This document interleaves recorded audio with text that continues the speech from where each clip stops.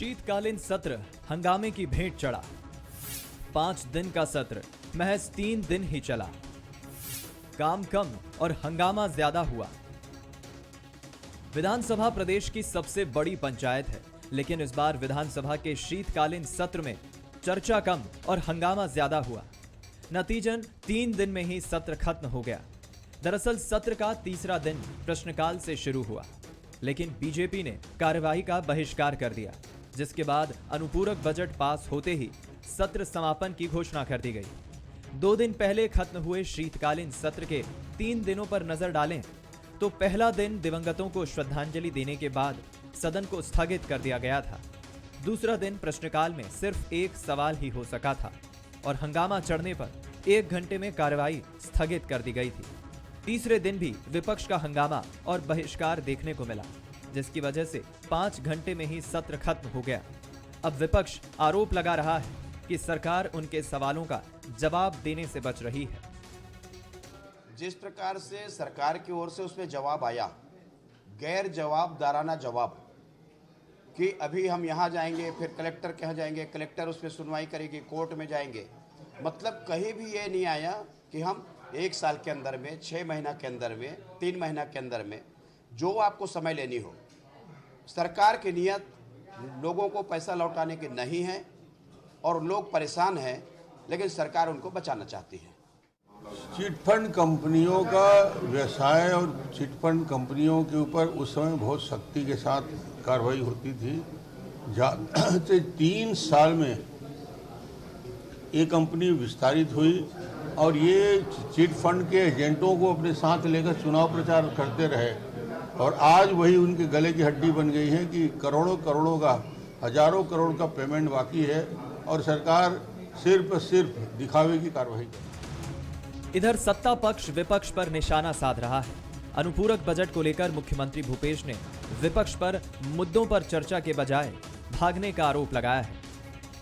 मंत्री जी के द्वारा सारे उत्तर आ गए, उसके बाद वो गर्भगृह में आ गए और गर्भगृह में आ गए स्वयं निलंबित हो गए। बहुत होता तो उसमें बहिर्गमन करते, लेकिन विपक्ष का अपना निर्णय है, उसमें मैं कुछ नहीं कहूँगा। कल वो स्थगन ला सकते थे, लेकिन कल भी नहीं लाए और आज भी जिस प्रकार से उनका रवैया रहा, वो आज भी स्थगन में चर्चा नहीं करना चाहते। इसका मतलब ये है कि वो केवल मीडिया के सुर्खियों में आने के लिए सारे कवायद उन्होंने किए। मुझे लगता है कि प्रतिपक्ष पूरी तरह कंफ्यूज है, भ्रमित है। अब आसंदी का समय तय करने का काम आसंदी का है, तो आसंदी ने बहुत बार ऐसा हुआ है कि शासकीय काम निपटाने के बाद स्थगन पे चर्चा होती है, ताकि प्रतिपक्ष भागना क्यों चाहता है, खुद मुद्दे उठा लेंगे और मुद्दों पे चर्चा नहीं करेंगे, तो मैं समझता हूँ ये प्रतिपक्ष का दुर्भाग्य है। ये पहली बार नहीं है जब सत्र को समय से पहले खत्म करना पड़ा हो। सत्र की समय सीमा बढ़ाए जाने की मांग विपक्ष की ओर से हर बार की जाती है, लेकिन जितने दिन का सत्र होता है उतने दिन ही चर्चा नहीं हो पाती।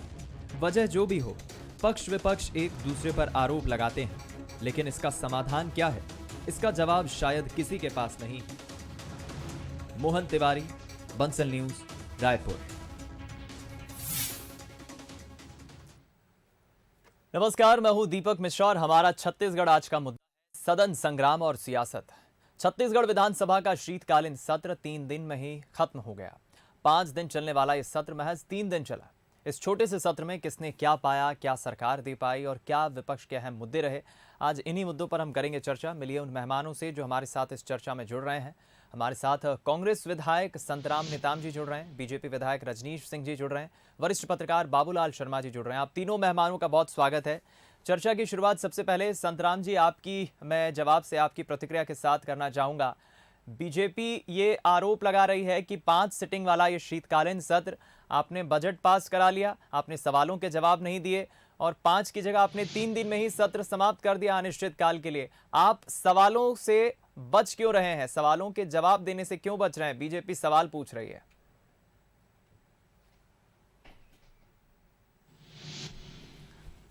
देखिए मिश्रा जी, ये 5 दिन का सत्र था। पहले दिन इन्होंने स्थगन लाया कि धर्मांतरण के मुद्दे पे, और उसके बाद इन्होंने चर्चा करने से भाग गए। आज भी लोग स्थगन लाए रेडी टू मुद्दा में। समय उनको दिया गया 5 बजे, अध्यक्ष जी ने समय निर्धारित किया 5 बजे, मात्र 1:30 बजा रहा होगा, 1.5 घंटे का ही समय था। चाहते तो वो चर्चा कर सकते थे, हमारे सरकार चर्चा करना चाहती थी, अध्यक्ष जी ने अनुमति भी दे दिया, मात्र 1.5 घंटे वो सहन नहीं कर पाए मिश्रा जी, और चर्चा ही नहीं करना, तो भाग गए। हमारी सरकार हर मुद्दे में, हर विषय में बात करना चाहती है, पर विपक्ष हर दिन बहिर्गमन करते, अलग बात है, पर पूरा समय वो भाग जाते हैं विधानसभा से। इसका मतलब है कि वो चर्चा करना खुद नहीं चाहते, लाते जरूर स्थगन को, विषय में बात करने के लिए आते हैं, पर खुद ही वो भागते हैं। और यही कारण 15 साल में ये जो भारतीय जनता पार्टी के लोग जो प्रदेश के लोगों को ठगने का काम किए, किसानों को ठगने का काम किए, 21 रुपए धान का कीमत देंगे, 300 रुपया बोनस देंगे, आज तक नहीं दिए। इसलिए तो मैं कहता हूं कि 15 सीट में वो लोग सिमट गए। और अभी भी मैं कहना चाहता हूं, केवल और केवल इनके पास मुद्दा नहीं है, केवल और केवल एक धर्मांतरण की बात करते हैं, सांप्रदायिकता की बढ़ाने की बात करते हैं। विपक्ष के पास कोई मुद्दा नहीं है, इसलिए वो भागते हैं। और पूरा जनता देख रही है, ठीक, छत्तीसगढ़ की जनता इसको देख रही है कि पिछले बार भी बजट सत्र में इन्होंने भागने का काम किया। जो 30 बैठक हो सकती थी उसमें 14 ही बैठक हो पाई। इस प्रकार से पूरे छत्तीसगढ़ के जनता के साथ ये भारतीय जनता पार्टी के जो हमारे विपक्ष के साथी हैं, ये केवल अब केवल राजनीति करना जानते हैं मिश्रा जी। और मैं ये कहूंगा कि हमारी सरकार किसानों की सरकार है। किसानों को, बेरोजगारों को आज एक बम्पर भर्ती हो रही है हमारे बस्तर संभाग में। पूरे छत्तीसगढ़ में बेरोजगारों को रोजगार मिल रहा था। ये यही सरकार थी, मैं पिछले बार विधायक था। हमारे बस्तर के युवा बेरोजगार, रोजगार नहीं मिलने के कारण पूरा तमिलनाडु, उत्तर प्रदेश ये रोजगार के लिए जाते थे। कई हमारे बेरोजगार की वहां पर मौत हो गई। आज भी कई बेरोजगार जेल में बंद है। आखिर आपको 15 साल जनता ने मौका दिया था, तो आप क्यों काम नहीं किए? और आज अगर जिम्मेदार, मैं इस पर जवाब ले लेता हूं संतराम जी। विपक्ष में बैठे तो जनता की लड़िए आप, जनता आपको भेजा है।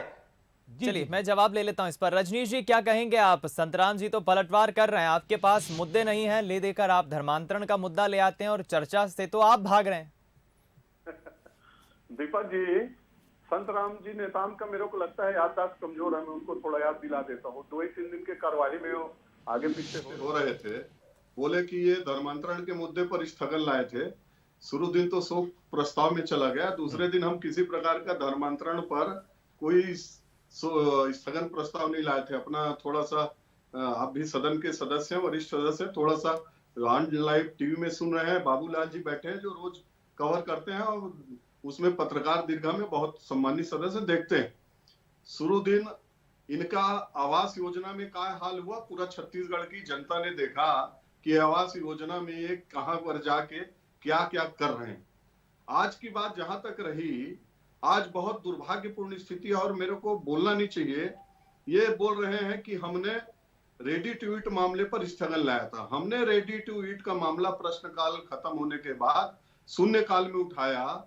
ये जिस बम्पर भर्ती की बात कर रहे हैं, पूरा छत्तीसगढ़ की रोड पर, चाहे मितानिन हो, चाहे आंगनबाड़ी कार्यकर्ता हो, चाहे रेडी टू ईट हो, चाहे शिक्षक हो, चाहे स्वास्थ्य कर्मी हो, चाहे स्कूल के जो हमारे भृत्य साथी हो, ये सब छत्तीसगढ़ के रोड में जा रहे हैं। आज दुर्भाग्यपूर्ण ढंग से दुर्घटना में 2 हमारी आंगनबाड़ी कार्यकर्ताओं की डेथ हुई है, 7 घायल है। और ये जो बम्पर भर्ती कर रहे हैं, दीपक जी, बहुत दुर्भाग्यपूर्ण स्थिति इसलिए बोल रहा हूं कि बाबूलाल जी शर्मा आज थे और शायद आपके चैनल से भी बहुत वरिष्ठ लोग थे वहां पर। जब शून्यकाल में हमने रेडी टू ईट का मामला उठाया तो माननीय संसदीय मंत्री जी ने चुनौतीपूर्ण कहा, आप विपक्ष के लोग भाग रहे हैं और आप इसको तत्काल चर्चा करवाइए, तत्काल चर्चा करवाइए। मंत्री जी हम तैयार हो गए, विपक्ष वाले हम सब तैयार हो गए, तत्काल चर्चा करवाइए। मंत्री जी का जवाब आ गया, हमारे तरफ से वक्ता का नाम तय हो गया है, वक्ता का नाम पढ़ दिया गया। लेकिन माननीय रविंद्र चौबे जी आज जितने निरीह दिख रहे थे, जिस तरह के उनका कांग्रेस पार्टी ने अपमान किया है, निश्चित रूप से वहां जो भी समझ रहे थे कि सब चीज होने के बाद सिर्फ एक जिद के कारण ये स्थिति बन के हम पहले बजट करेंगे। अरे 5 दिन का है, लोगों के मुद्दे की बात नहीं कर रहे हैं ना। आज जवाब क्या दे रहे थे धान खरीदी पर? एक एक मंत्री दीपक जी पूछते कुछ है, भागते कहीं है। आपके पास जवाब नहीं है। एक प्रश्न में 1 घंटा जा रहा है। इतिहास बन रहा है छत्तीसगढ़ में, और संसदीय परंपराओं, नियम कानून के आप जिस तरह से धज्जी उड़ा रहे हैं। आज आपने बजट पास किया बिना विपक्ष को सहमति मिली, कैसे आप 17 अवसान कर दिए? जो रिकॉर्ड इनका दंभ वाला, जो रिकॉर्ड इनका चल रहा है 2018 दिसंबर से, वो आज तक इनका पूरा नहीं हुआ है। जितने भी सत्र हुए हैं, चाहे 1 दिन का, 2 दिन का, 5 दिन का, 25 दिन का। और अभी से बता रहा हूं दीपक जी, ये चुनाव कर रहे हैं। पिछले समय असम में जाना था, अगले बार इनको यूपी में जाना है। पूरे छत्तीसगढ़ के लोगों को वहां सरकार बनाने जा रहे हैं। असम में बना के आए हैं, अभी यूपी में सरकार बनाने जाएंगे। अगला जो बजट सत्र होगा फरवरी मार्च में, उसी समय ठीक यूपी चुनाव होगा।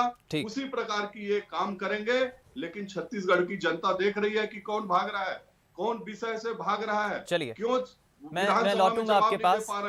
रजनीश जी ने कई सवाल उठाए हैं, जरूर मैं इन सवालों का जवाब संतराम जी से लूंगा, लेकिन उसके पहले एक छोटी सी प्रतिक्रिया बाबूलाल जी के मैं ले लेता हूं। सर, आप भी इस पूरे छत्तीसगढ़ में जो शीतकालीन सत्र था 5 सिटिंग का, आप भी इसे कवर कर रहे थे, और बड़ी विडंबना कहें, इत्तेफाक कहें कि बीजेपी के पास मुद्दे तो कई थे, लेकिन सिर्फ प्रश्नकाल के दौरान एक दिन पहले की बात करें, सिर्फ एक ही सवाल पीएम आवास का मुद्दा उठ पाया। अजय चंद्राकर ने वो सवाल पूछा। जो मुद्दे सदन के भीतर होना चाहिए, एक सत्ता पक्ष विपक्ष को जो एक सकारात्मक चर्चा करना चाहिए, सवाल जवाब होना चाहिए, वो हर बार की तरह हो नहीं पाया। और ऐसा नहीं है कि पहली दफा है, पहले भी कई दफा ऐसा हुआ है। क्या कहेंगे आप ओवरऑल? देखिए, धर्मांतरण के मुद्दे पर स्थगन नहीं आया, बिल्कुल सही बोल रहे हैं वो। धर्मांतरण के मुद्दे को छुआ गया था पहले, मैंने दूसरे दिन। और आवास का मुद्दा जरूर, पीएम आवास का मुद्दा बहुत अच्छी तरीके से उठाया था विपक्ष ने, और उस पर काफी अच्छी चर्चा भी हुई और काफी गर्मा गर्मी और हंगामा भी हुआ। पीएम आवास के एक दूसरे पर आरोप प्रत्यारोप लगे कि भाई केंद्र हमको पैसे नहीं दे रहा है, इसलिए हम आवास योजना में पीछे रह गए हैं, और राज्यांश आपने क्यों नहीं दिया, कितना दिया, इस पर जो है विपक्ष खड़ा रहा अपनी जगह पे। निश्चित रूप से दोनों के वाद विवाद में जो है जनता के पास संदेश ये गया है कि राज्य सरकार ये कह रही है कि केंद्र सरकार हमको 20,000 करोड़ रुपए रोक रखी है, इसलिए हमारा आवास क्षेत्र जो है वो गड़बड़ा रहा है। लेकिन कर्ज लेकर के काम करने वाली जो प्रथा है, और गरीबों का काम था तो कर्ज लेकर भी किया जा सकता है। इस बात को डॉक्टर रमन सिंह ने कहा कि आप हजारों करोड़ रुपए और ले लेते कर्ज, इस बात के लिए हम आपको सहयोग देते, हम सदन में आपको सहयोग देते।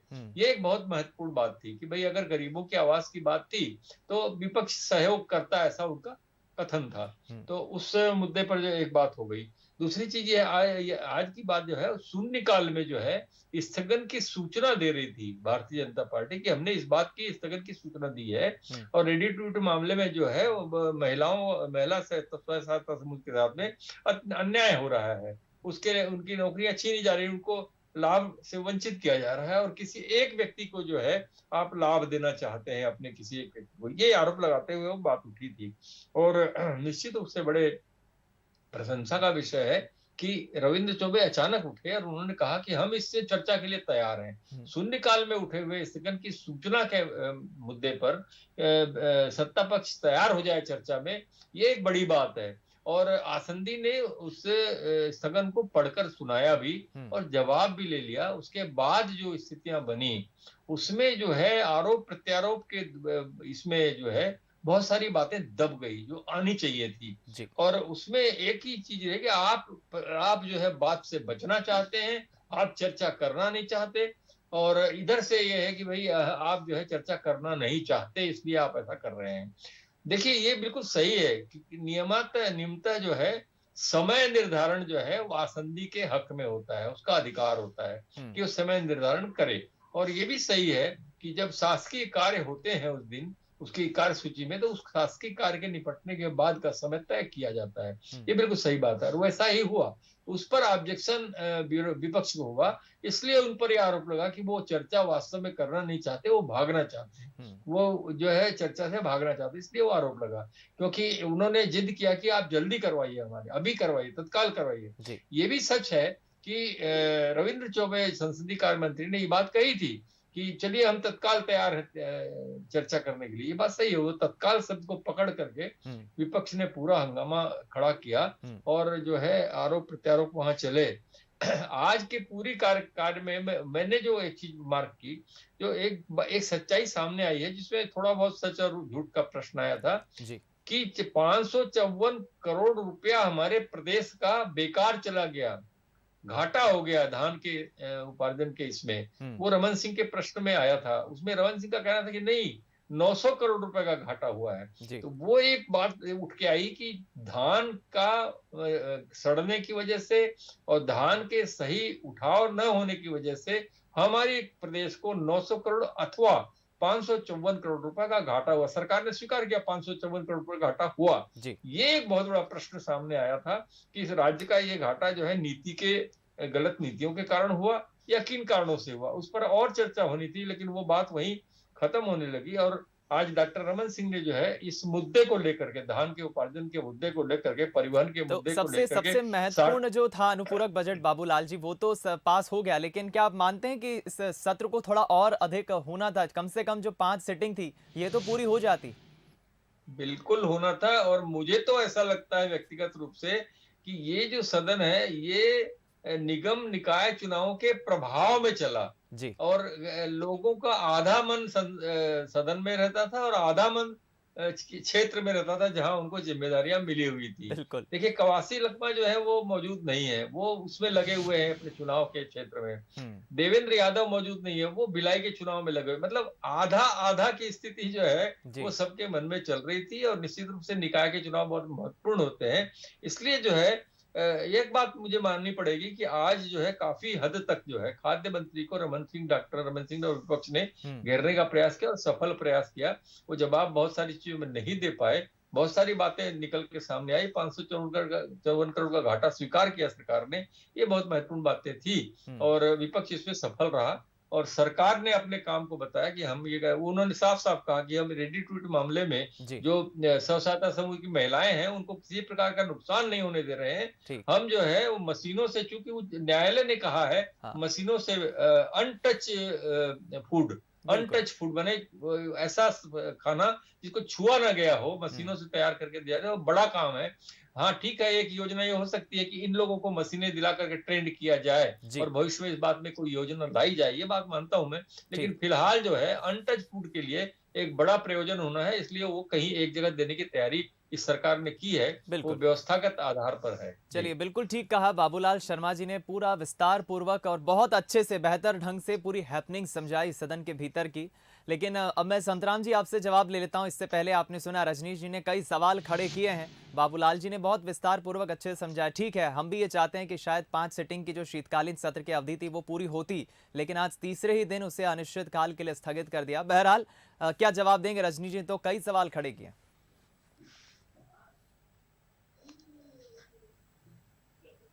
देखिए दीपक जी, हमारे रजनीश जी आज भी मौजूद थी, मैं भी मौजूद था।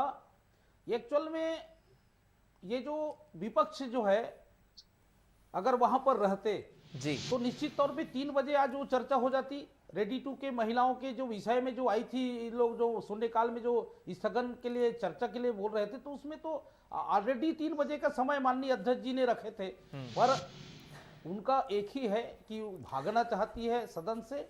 पिछले बार भी उन्होंने 14 दिन में, इस बार तो चलो असम की बात कर दिए, अब यूपी की बात कर दिए। यूपी कांग्रेस पार्टी ही नहीं जाती, आपकी भारतीय जनता पार्टी भी जाती है।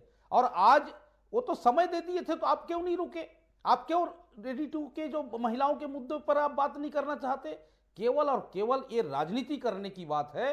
और इनके पूरे लोग ये मन बना लिए थे कि हमको आज सदन में नहीं रहना है। अगर 3 बजे अगर रहते तो निश्चित तौर पे बात होती। इन्होंने चिट फंड कंपनी की आज मुद्दा में बहस किए, एक प्रश्न के मामले में उन्होंने कहा कि भाई चिट फंड कंपनी में पूरे जितने भी पैसा है उनको दिया जाए।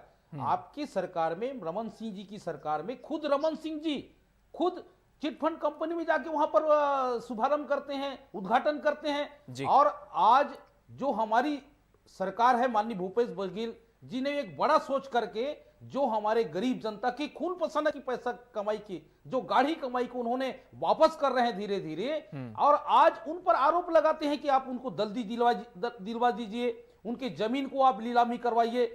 जो भी है, हमारा सरकार सक्षम है बेरोजगारों के प्रति, हमारे प्रदेश के हमारे उन किसान भाई जिनका गाढ़ी कमाई वहां पर जमा है, उनको वापस दिलाने में लगे हैं। पर कोई भी चीज प्रक्रिया में होता है। जिस प्रकार से अभी मैं आपसे कहना चाहता हूं, हमारे रजनीश भाई से पूछना चाहता हूं कि 5-5.5 लाख बारदाना का गठान आना चाहिए था, इतनी हमारी सरकार ने मांग की थी, पर आज 1 लाख ही आ पाया है। तो इस प्रकार से केंद्र सरकार यहां पर भेदभाव कर रही है। जीएसटी की बात करो, 13,000 करोड़ वापस नहीं किया है। हर एंगल में छत्तीसगढ़ में कांग्रेस की सरकार है, इसलिए वो चाहती है कि यहाँ पर कोई ना कोई अड़ंगा हो। जिस प्रकार से प्रधानमंत्री आवास की बात हम करें दीपक भाई, उसमें भी यही अड़ंगा है। तो इस प्रकार से केवल ये जो आज जो सत्र नहीं चल रहा है दीपक भाई, तो ये विपक्ष का कारण है। विपक्ष अगर सदन में रहे तो चर्चा जरूर होगी। कोई कांग्रेस का नेता कहता है 32,000 करोड़ पाना है, तो पहले तो तय कर ले कि किस चीज का कर्जा केंद्र सरकार ने इनसे लिया है जिसका पैसा पाना है। इनका जो ऋण का जो सीमा बढ़ाया है, जिसके चलते 51,000 करोड़ 3 साल में लेके छत्तीसगढ़ को डुबाने का काम कर रहे हैं, तो उसी कारण से लिए हैं जो आपको उन जीएसटी या अन्य दायित्वों का नहीं मिला है। डीएमएफ का पैसा केंद्र सरकार का है, जितना पैसा केंद्र सरकार का है पूरा बजट को पढ़ लीजिए। 53% आपने जो काम किया है पूंजीगत में, वो सब केंद्र का पैसा है। दूसरी बात, दीपक जी जो ये बार बार बोलते हैं विपक्ष भाग रहा है, आज रविंद्र चौबे जी माननीय एक वरिष्ठ नेता का जिस तरह से बेबसी था, उन्होंने 4 बार कहा तत्काल कराएं, और सब होने के बाद ऐसा क्या हुआ, सरकार के किस दबाव में आए। अरे आपको तो मालूम था ना कि आसंदी क्या फैसला करती है, और आसंदी सरकार की सहमति के बाद ही फैसला लेती है। माननीय संतराम नेताम जी, आपसे पूछ के सरकार की सहमति के बाद ही वो स्थगन पे ग्राह्य करती है, समय निर्धारित करती है। आप लोगों ने कहा था तत्काल करो, और फिर हमको जब बार बार बोल रहे हो तो हम लोग तो बोल रहे थे ना कि रेडी टू ईट का पहले चर्चा करा लीजिए, उसके बाद करती है आप अपने अनुपूरक बजट में आ जाइए। हम तो ये भी चाह रहे थे कल करवाइए अनुपूरक बजट में, कल भी था, परसों भी था, वो इतनी हड़बड़ी थी। चलिए, अब ये चर्चा से कौन भाग रहा है, ये तो एक बड़ा ऐसा विषय जिस पर हम जरूर अलग से हम चर्चा करना चाहेंगे, लेकिन चर्चा ठीक से हो नहीं पाई। एक भी सत्र आप नहीं चला पाए हैं। सत्ता के अपने दावे हैं और विपक्ष के बीजेपी के अपने दावे हैं, इसी बात का जिक्र रजनीश जी कर रहे हैं। छत्तीसगढ़ की जनता इसका हिसाब लेगी। चलिए, मेरे पास चूंकि समय की कमी है रजनीश जी, और ये एक ऐसा विषय है जिस पर हम अलग से चर्चा करेंगे, क्योंकि कांग्रेस ये कह रही है कि आप चर्चा से भागना चाह रहे हैं, बीजेपी कहती है कि आप सवालों के जवाब नहीं दे पा रहे हैं। खैर, लंबा मसला है जिस पर हम जरूर चर्चा कर सकते हैं, लेकिन समय की अपनी मर्यादा, इस चर्चा को मैं आगे नहीं बढ़ा पाऊंगा। आप तीनों मेहमानों का बहुत शुक्रिया अदा करूंगा, संतराम जी, रजनीश जी और बाबूलाल शर्मा जी, इस चर्चा में शामिल होने के लिए। इस खास चर्चा में इतना ही। खबरों का सिलसिला जारी है। नमस्कार।